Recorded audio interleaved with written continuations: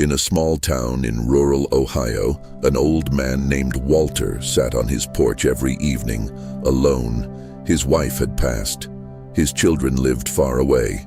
One afternoon, a neighbor sat with him and asked, "Walter, if you could go back, what would you do differently?" Walter was quiet for a long moment. Then he said, "I'd stop waiting. I'd stop worrying, and I'd stop pretending that time was something I had plenty of." He shared 7 regrets that afternoon. And I promise you, by the time you hear the last one, you'll want to pick up your phone and call someone you love. Regret number 1. He waited his whole life for the right time. Walter spent 40 years telling himself the same lie. "I'll travel when I retire. I'll slow down next year. I'll visit them when things calm down." Things never calmed down. His wife got sick before they took that trip to Italy. His best friend passed before they had that long talk they kept postponing. And retirement felt nothing like he imagined, because the people he wanted to enjoy it with were gone. He looked at his neighbor and said quietly, "The right time was always right now. I just couldn't see it." Regret number 2. He swallowed words that needed to be said. Walter's son struggled for years, and Walter, being a man of his generation, never said, "I'm proud of you." Not once. Not because he wasn't proud, but because he assumed his son already knew. His son didn't know. They lost 15 years of distance because of 3 words Walter never said. At 92, Walter's voice cracked when he said this. The words still in your throat when someone walks out the door, those are the ones that haunt you. If there's something in your heart right now, say it today. Regret number 3. He chose the office over the dinner table. Walter worked hard his entire life.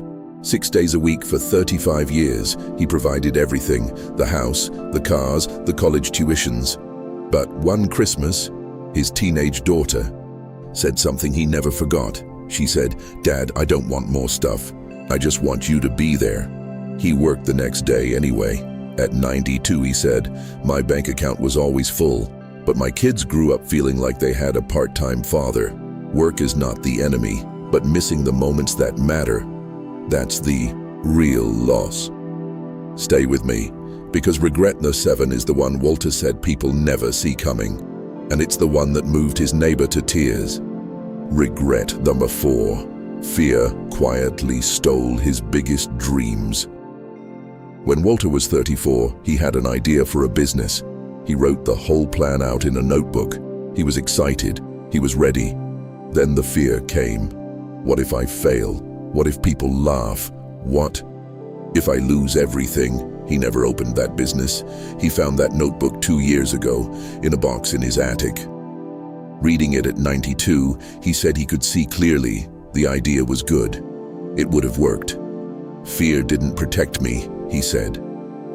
"It just kept me small.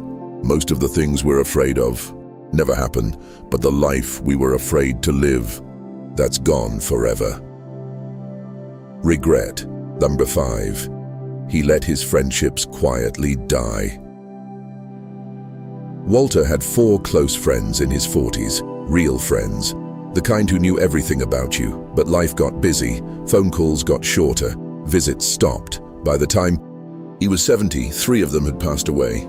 He never got to say goodbye to any of them properly. "I thought we had more time," he said. "We always think we have more time. If you have a friend you haven't called in months, call them tonight, not tomorrow, tonight." Regret number 6. He spent decades worrying about things that never happened. Walter kept a mental list of worries his entire adult life: the economy, his health, his children's futures, what people thought of him. He lost sleep over things that never materialized. At 92, he smiled and shook his head slowly. "I calculated once that I probably spent 8 to 10 years of my life just worrying, and almost none of it ever came true." 8 to 10 years, that's a decade of sunrises he watched with a knot in his stomach, a decade he could have spent actually living. Regret number 7, he forgot that ordinary days were the whole point. This one hit the hardest. Walter said that for most of his life he was always chasing the next thing, the next promotion, the next milestone, the next goal. He was always moving forward, but he was never actually there. He missed thousands of ordinary Tuesday evenings, dinners where his kids were laughing, quiet mornings with his wife over coffee, simple walks through the neighborhood in autumn. He was physically present, but mentally somewhere else. At 92, sitting on that porch alone, he said, "Those ordinary days were my whole life, and I spent most of them waiting for something better to come along." After sharing all 7 regrets, Walter looked up at the sky and he said something that his neighbor never forgot. He said, "The saddest thing isn't getting old. The saddest thing is realizing that you had a beautiful life and you were too distracted, too afraid, and too busy to notice it while it was happening." Then he paused and he added one more thing. "But if you're still breathing, it's not too late. You still have today.